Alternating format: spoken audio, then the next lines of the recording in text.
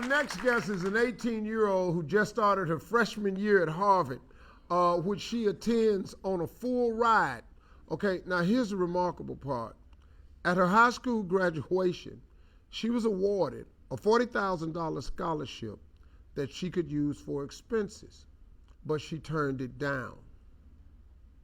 Check this out. I am so very grateful for this, but I also know that I am not the one who needs this the most. And knowing my mom went to community college and how much that was helpful, I would be so very grateful if administration would consider giving the General Excellence Scholarship to someone who's going into community college, because I know it is such a great honor, but I also know that I am not the most in need of it.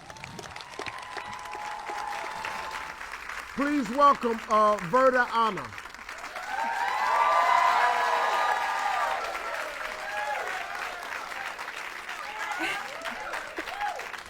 Verda, what made you want to give up a $40,000 scholarship? I was sitting in that seat on graduation day, and I was surrounded by my peers who I love so much and I've gotten to know so very well over these past 4 years. And I've gotten to know firsthand how strong they are, but also how much there is a struggle and a need in the community, which is mostly low income and very diverse.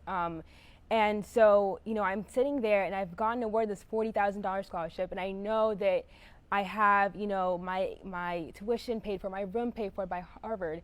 And my assistant principal gave a speech, and it reminded me of a lot of the principles and the values that I was taught by my mom and my siblings and my community in Ghana and, here in America, and that I live by. And, he talked about integrity and doing the right thing and kindness, all these things that are just so right. And I'm sitting there, and I knew it was immediately the right thing to do. I had a chance to make a difference in somebody else's life, to help somebody else, and there was just no excuse at that point. So I went right back up, and I was like, sorry to interrupt, I don't mean to interrupt, but I'd like to give this back to people who need it.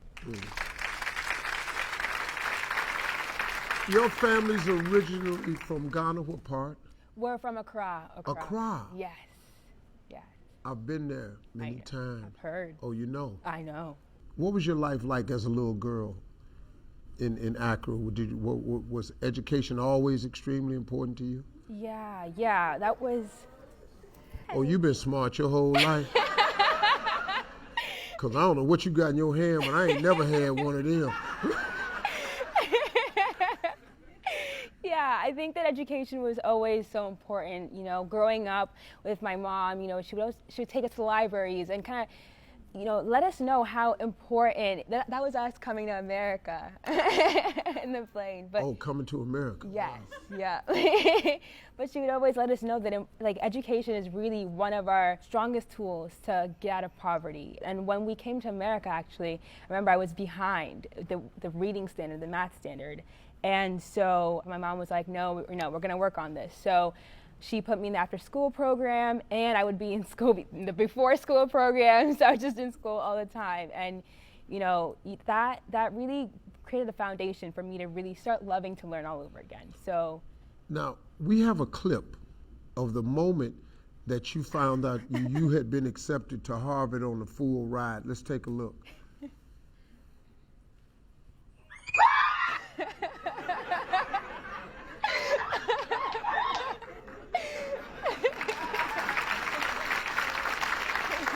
A full ride. Let me ask you something. What kind of grades you have to get a full ride? Really good ones. But I think I would also add to that, beyond grades, do things that are good.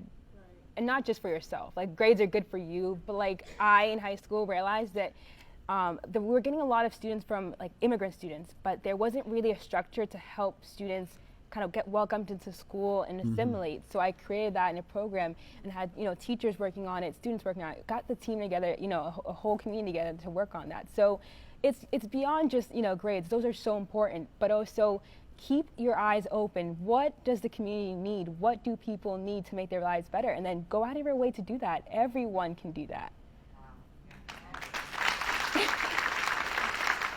Your mom, Rosemary, is here. Yeah. Mom, where are you? Right here. Hey, how you doing? Good. First of all, you gotta be really proud of this. I am. Right here. I am. How did you feel? How'd you feel when she turned down that $40,000 scholarship? Actually, I was in the audience when she turned down. They were so far from us, but I felt like I connected to what she was saying Yeah. because people didn't connect right away. Like, what's she doing? And then I just jumped out of my seat and started shouting, like, go Gil, yeah! And then everybody started shouting the same thing. So I was really happy. I was really happy about it. I was happy. I knew she did the right thing. And then I've always said to them, use your discretion. When you have an opportunity to help somebody, don't tell the person, go and come tomorrow. If you can do it right away, do it. And I was so proud. She didn't have to come and ask or discuss. She just did what she had to do at the right time.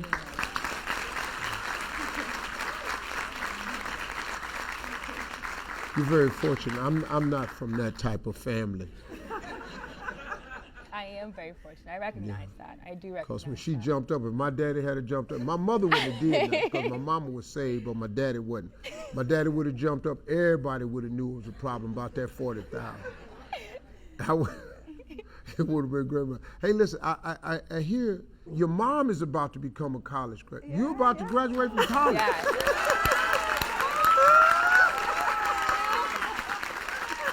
Wait a minute now, hold on. Rosemary, what you done went and did? What are you studying? Right now, I'm doing my bachelor's in psychology, and I'm actually focusing on addiction and recovery.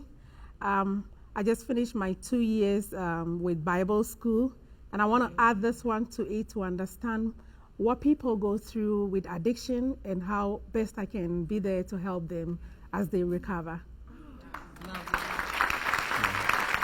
Verda, let me ask you a question. So, who got the money that you turned down? Yeah, so the school was like, this is up to you. This was completely your choice. But I think that I asked them to kind of to put it in their hands because I didn't want it to be like, oh, my best friend is going to get it, right? So they kind of got a committee together and they put an application out there. And it was $40,000, so it has been split $10,000 each to 4 students, and the students have been chosen, and those students are students who kind of needed it, are very much deserving of it, great students of integrity and academics, and I'm so proud of that. But I think to add on to that, what was so incredible was that former Ambassador Moses, who was an ambassador to Romania during the Clinton time in America, he heard about my story and was kind of inspired. So he matched the donation of $40,000. So the initial kind act of I'm going to give away my $40,000 scholarship has now turned to an $80,000 scholarship. So, right. And so this year, 4 students that graduated with me got $10,000 each. Next year, they're working with a law firm.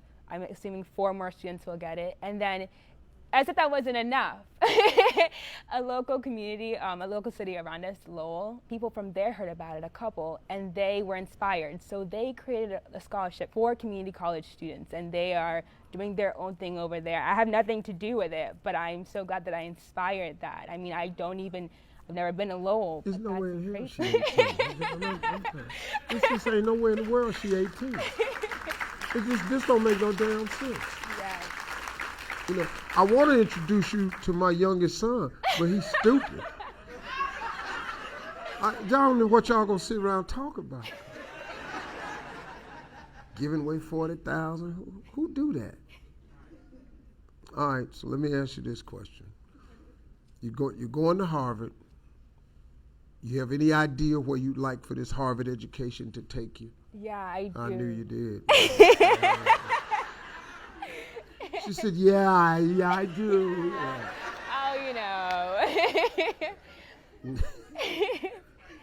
Oh, before I get into that, I will say that when I was younger, we lived in Ghana, and malaria is like one of those things that kind of is sadly very common, and I would get it a lot of times. So you kind of spend a lot of times in and out of hospitals. And I also remember this one story my mom told me about when she was giving birth to my younger brother. Went into the hospital and it was packed with women, but there weren't enough staff, there weren't enough stuff, there weren't enough resources in general. So just kind of growing up and having these personal experiences, but then also hearing these experiences from my mom and people around me made me realize that I want to be, one of those people who makes a difference on the front lines in that way. And so what do I want to be when I grow up? I know my mom's always like, give them an answer. I'm like, something in the health field. I don't know exactly what yet. Maybe like a pediatric surgeon or just like a humanitarian doctor who travels around. I don't know exactly what it is yet, but I do know the type of person I want to be. I want to be someone who makes a difference in life, someone who, when you're sick is there for you, and not just to give you medication and send you away, but cares for you. How are you feeling? How is your family feeling? One of those people. And that's what that's the whole goal of college for me. I want to get the education and the position and be in that place to help somebody else.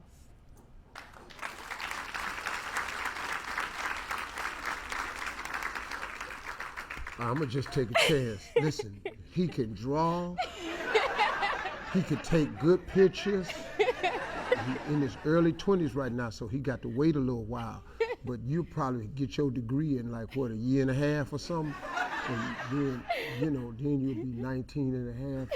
And then when you're 21 and, you finish, then you got to go to med school. That's 4 more years. Med school is 4 years. Right. And then Harvard is 4, but you probably going to finish early. Yeah. She said, how you say that? I said, you probably finish early. Yeah.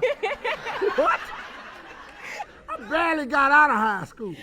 So I'm gonna finish college early, so you get out of there, and then that's 6 years, and then you'll be 24, but then he'll be 30, and then he probably gonna make and he gonna probably make a stupid ass decision by then, and then this ain't gonna work out. I got to get this girl in my family. Now, look, I know you're all set up for school and everything. You got everything you need? Yeah. You got books? Yeah. You got warm clothes? Transport? Do you have a car? No.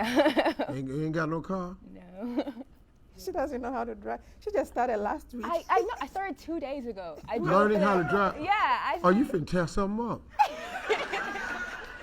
Ooh, smart people can't drive. Because their mind always somewhere else. You got to keep your eye on the road. I'm thinking of an equation. You got to drive this car and pay attention. Well, we kind of knew this, so we talked to our friends over at Trophy Automotive Dealer Group, located in Southern California. They heard about your act of absolute selflessness, and they were so moved by your story that they're giving you a 2021 Kia Niro electric vehicle. Yeah. This car is so dope. The car's worth over $40,000. It's brand new. It's a 2021. And these folks are led by the Watar family, whose organization, the Watar Foundation, supports deserving children across the globe. And your story really resonated with them. And so the Watar family sends you their best and hope that this small gift carries you to some of the greatest destinations in your life. Now listen, I know you like giving gifts back, but don't get his damn car. This Uncle Steve here talking now. I got you. Do not get his damn car to somebody. You ain't got no car. You're an amazing young lady. Thank you. You're an amazing young lady. You are going to do something absolutely fabulous in this world. If I could just add, what I want to get across through all of it, is that it really doesn't matter your age, your size, your color, whatever it is, right? Whatever little thing you can do, whatever kind act it is that you can do, that's what you should do. It just makes the world a better place. Thank you. Thank you.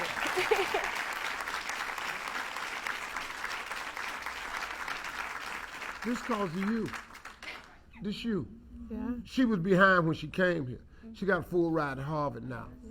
Somebody got behind her. These young people like this is what give us hope that this thing gonna be all right with her. Martin Luther King said that he's seen it. that he may not get there with us, but we as a people gonna get to the mountaintop. I just hope I'm around to see when we get to the mountaintop, because we got the people that's gonna get us there. Thank you very much, young lady. She got a car, everybody.